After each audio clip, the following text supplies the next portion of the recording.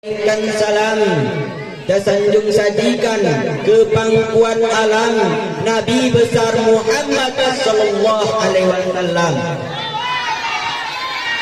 yang mana diturunkannya Rasulullah sallallahu alaihi wasallam ke muka bumi ini tidak lain dan tidak bukan hanya untuk memperbaiki akhlak manusia yang mulanya akhlak keburukan menjadi akhlak yang mulia, yang mulanya dari alam jahiliyah menuju alam yang Islamnya, dari alam kebodohan menuju alam yang penuh dengan ilmu pengetahuan yang kita rasakan pada saat ini.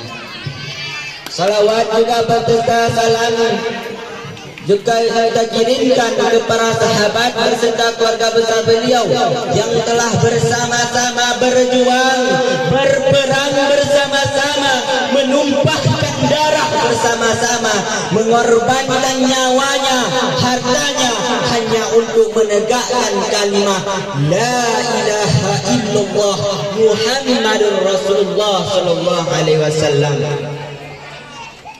Yang kami muliakan dan dimuliakan oleh Allah Al-Mukarram, pimpinan dayah pondok pesantren An-Najatul Ashraf, yaitu Abi dan Umi beserta keluarga besar beliau, supaya agar Allah memberikan perlindungan kepada beliau, memberikan umur panjang sehingga terus memimpin pesantren An-Najatul Ashraf ini. Dan yang kami hormati kepada dewan-dewan guru yang telah mengajari kami, yang telah meluangkan waktunya, yang telah mengajarkan kita dari setitik bismillah hingga akhir. Dan yang kami hormati kepada moderator yang telah sudi membasahi bibir manisnya hanya untuk memanggil nama baik saya.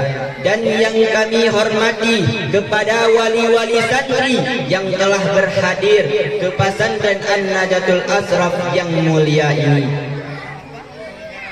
Dan tidak lupa pula kepada teman-teman saya seperjuangan yang sangat-sangat saya banggakan.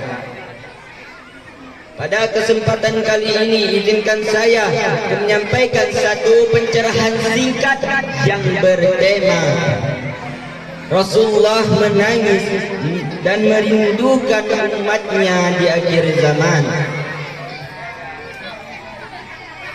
Saya ingin bertanya sekali lagi, apakah kalian sudah menangis saat merindukan Rasulullah? Sudah apa belum? Alhamdulillahirabbil alamin. Padahal Rasulullah tidak pernah melihat kita, memandang langsung wajah kita tidak pernah, duduk-duduk bersama dengan kita tidak pernah, tetapi Rasulullah merindukan kita sebagai umat-umatnya.